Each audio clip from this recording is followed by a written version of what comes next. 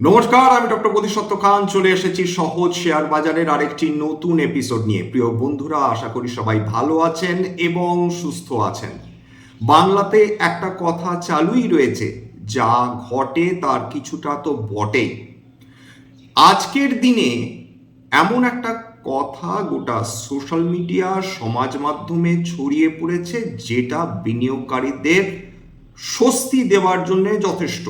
America এবং ইরানের মধ্যে শান্তি চুক্তি সম্পাদিত হতে পারে বলছি কারণ এখনো হয়নি, কিন্তু তার আভাস ইঙ্গিত আজকে দুটো জায়গায় আমরা স্পষ্টত দেখে ফেলেছি। একটি কমোডিটি মার্কেট এবং বিশ্বের সমস্ত শেয়ার বাজারে বিগত কাল আমেরিকার সমস্ত ইন্ডাইসেসগুলো পজিটিভে বন্ধ হয়েছিল, সেটা স্ট্যান্ডার্ড অ্যান্ড পুয়ার বলুন, ন্যাসড্যাক বলুন, ডাউ জোন্স বলুন। আজকের এশীয় মার্কেটগুলো একবার খেয়াল করে দেখুন। বিভিন্ন এশীয় মার্কেটসগুলো যদি খেয়াল করে দেখেন, সেখানে দেখবেন কসপি 6% ওপর উত্থান, হ্যাংসেং 1.2% ওপর উত্থান, সেট কম্পোজিট প্রায় 2.25% উত্থান, সাংহাই প্রায় 1.15% উত্থান, নিক্কেই 0.38%। আর আমাদের নিজেদের মার্কেটের কথা কি বলবো, বাজারের সময়কালের অর্ধেক ভলিটিলিটির মধ্যে দিয়ে পাস করেছে, কিন্তু দিনের শেষে দারুণভাবে টেনে দিয়েছে, সম্ভবত ঠিক এই খবরটির কারণে। ইউরোপীয় মার্কেটগুলোতে প্রকৃত অর্থেই তুমুল উত্থান এসে গিয়েছে। ফুটসি 2.32% উত্থান, ক্যাক 3.14% উত্থান। ফুটসি অবশ্যই গ্রেট ব্রিটেন, ক্যাক ফ্রান্স এবং ড্যাক প্রায় 3.25% উত্থান দেখে ফেলেছে। ভারতীয় শেয়ার বাজারেও আজকের আমরা দারুণ রিকভারি দেখতে পেয়েছি, এটা বলা যেতে পারে বিগত কালের তুলনায় বিভিন্ন স্টকসে দারুণ র্যালি চলে এসেছে। কমোডিটি মার্কেটস, যেটা প্রকৃত অর্থে আমাদের ইঙ্গিত দিচ্ছে যে সম্ভবত একটা শান্তির ব্যবস্থা হতে চলেছে। কিরকম? ক্রুড অয়েল সেটা $90 কাছে নেমে গেছে। $90, $90.19 প্রতি ব্যারেল, মানে 12% পতন ক্রুড অয়েলে, 11.81% to be precise. Brent crude সেটা $98.56 প্রতি ব্যারেলে চলে গিয়েছে এবং মানে নেমে গিয়েছে এবং 10.29% পতন।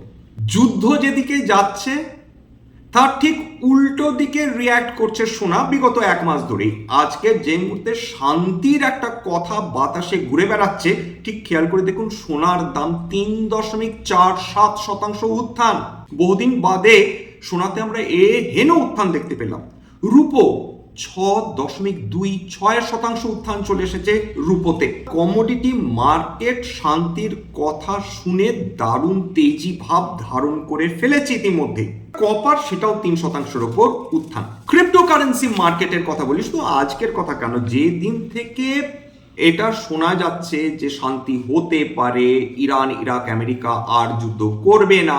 বিগত কালও আমরা এই আশঙ্কা করেছিলাম যে ইরান আবার যেহেতু মিসাইল এবং ড্রোন আক্রমণ করেছে ইউনাইটেড আরব এমিরেটসে, ফলত হয়তো আমেরিকা আক্রমণ করে বসতে পারে, কিন্তু আমেরিকার প্রেসিডেন্ট ডোনাল্ড ট্রাম্প সেখানে তিনি শান্ত হয়ে বলেছেন না না, এটা এরকম দু একটি ঘটনা ঘটতেই পারে, এটা বিচ্ছিন্ন ঘটনা, শান্তি বহাল রয়েছে। এই স্টেটমেন্টের প্রত্যাশাতেই ছিল বিশ্বের সমস্ত শেয়ার বাজার এবং সেই অনুযায়ী তারা র্যালি করেছে। বিটকয়েন বিগত এক সপ্তাহে 6% rally, Ethereum 3.3% rally, repel 3.4%, chain link 8.3% rally, Solana 4.8% rally করেছে, পোলকা ডট 6.1% র্যালি করে ফেলেছে। অর্থাৎ কি ক্রিপ্টোকারেন্সি মার্কেট বলুন, কি কমোডিটি বাস্কেটস বলুন, সব কিছুতে র্যালি চলছে। একটা এতদিন যুদ্ধের ফলে তেল এবং গ্যাসের দাম আকাশ ছোঁয়া হয়ে যাবার ফলে গোটা বিশ্ব যখন আতঙ্কে আশঙ্কায় কাঁপছে, হতাশায় ডুবে যাচ্ছে, যেখানে বিশ্বের ছোট ছোট অর্থনীতিগুলো মন্দার দিকে তাকিয়ে বসে রয়েছে, হাই ইনফ্লেশনের দিকে তাকিয়ে বসে রয়েছে, সেখানে যদি হঠাৎ করে শান্তির কথা উঠে আসে, ক্রুড অয়েলের দাম প্রায় 12% নিচে নেমে যায়, খুব স্বাভাবিকভাবে বিনিয়োগকারীরা খুশি হবে এবং তার প্রতিফলন ঘটেছে আজকের বিভিন্ন ইন্ডাইসেসে। নিফটি ব্যাংক 2.63% উত্থান, নিফটি 50 1.24% উত্থান, সেন্সেক্স প্রায় 1000 পয়েন্ট উত্থান দেখিয়ে ফেলেছিল এক সময়, শেষ পর্যন্ত 940 পয়েন্ট উত্থান নিয়ে বন্ধ হয়েছে।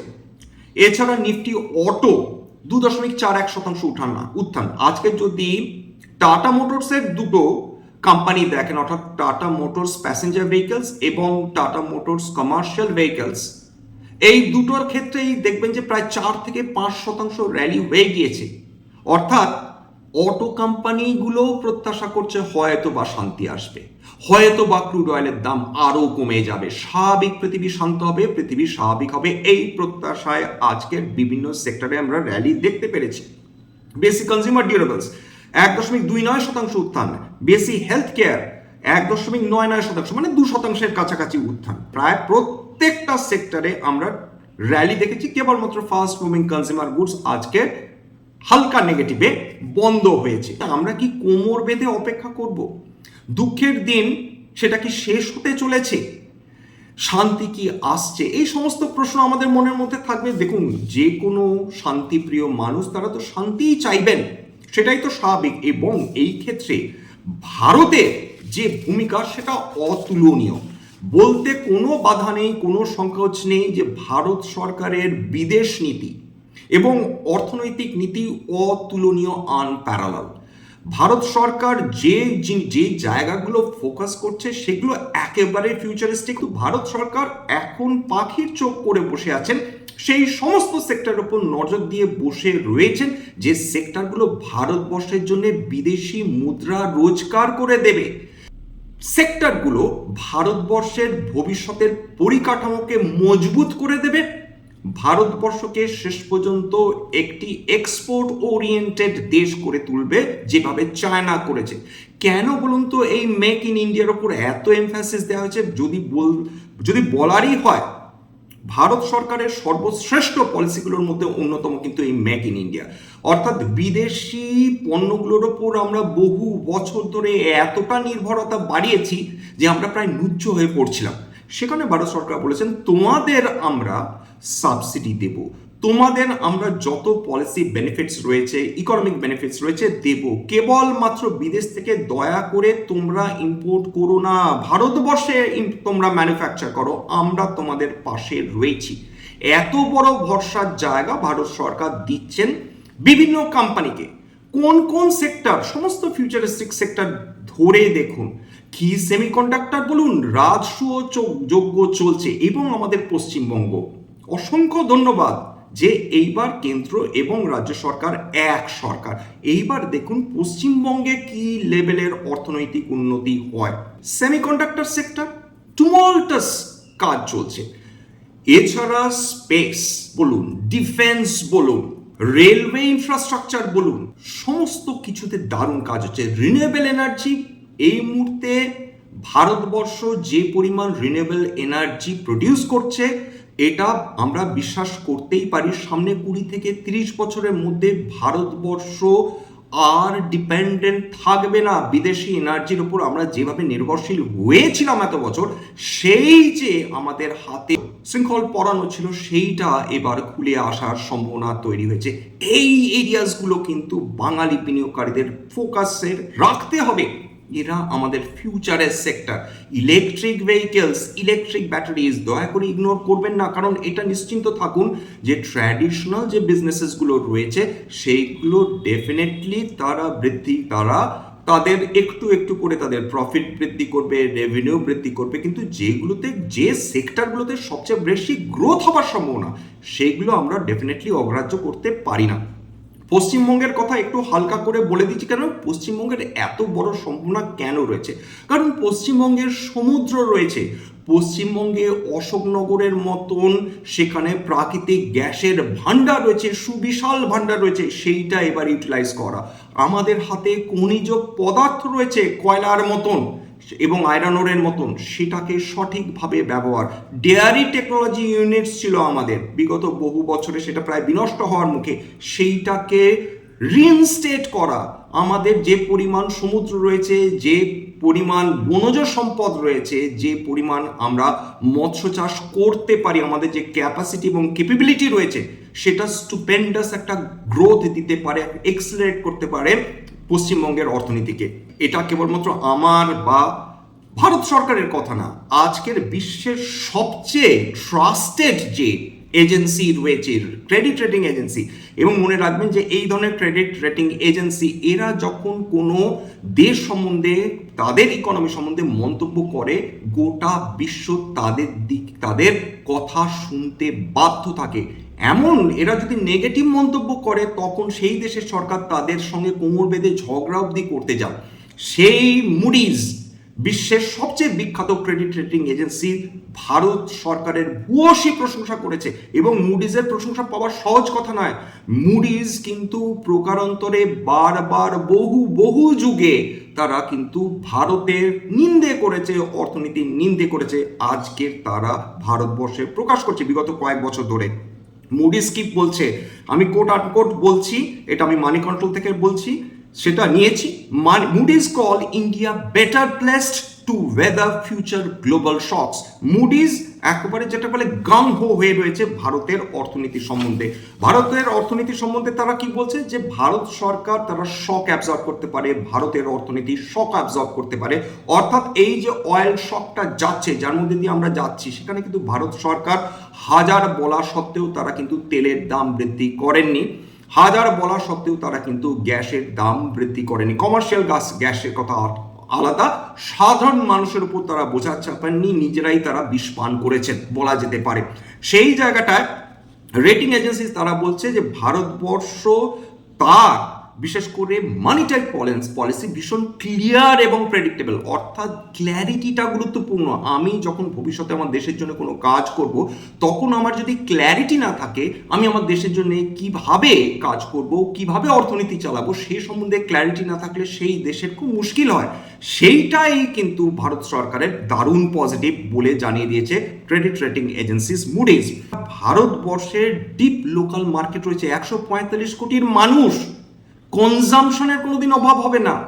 সেইটা ভারতবর্ষের ক্ষেত্রে দারুণ একটা পজিটিভ ফ্যাক্টর। 2 নম্বর, আপনারা জানেন যে বিশ্বের তৃতীয় সবচেয়ে বেশি রিজার্ভ নিয়ে বসে রয়েছে, অর্থাৎ বৈদেশিক মুদ্রা রিজার্ভ নিয়ে বসে রয়েছে ভারতবর্ষ, প্রায় $700 বিলিয়ন কাছাকাছি রিজার্ভস। এবং আমেরিকারও এত ফরেন রিজার্ভস নেই যেটা ভারতবর্ষের কাছে রয়েছে। ভারতবর্ষ যদি চায়, তারা international monetary fund, world bank থেকে যখন ইচ্ছে যেমন ইচ্ছে বিপুল পরিমাণ ঋণ করতে পারে, কারণ তাদের কাছে অলরেডি বিপুল পরিমাণ অর্থ বিদেশি মুদ্রা গচ্ছিত রয়েছে। তার সঙ্গে সঙ্গে সতর্কও করেছে, সেটা আমাদের রিয়েলিটি অ্যাকসেপ্ট করে নিতে হবে। 145 কোটির দেশ, আমাদের মাথার উপর বিপুল ঋণ রয়েছে, এটা আমরা অস্বীকার করি না বা করতে পারি না। হাই ডেট বার্ডেন রয়েছে 1 নম্বর। 2 নম্বর হচ্ছে উইক ফিসকাল ব্যালেন্স। এই কারণেই মুডিস বলছে এর পরপর যদি এরকম শক আসতে থাকে, তখন কিন্তু ভারতবর্ষের পক্ষে এই শক সেটাকে অ্যাকসেপ্ট করে নেওয়া কিন্তু মুশকিল হবে। এখন একটাই লক্ষ্য, বাবা যুদ্ধ শেষ হোক।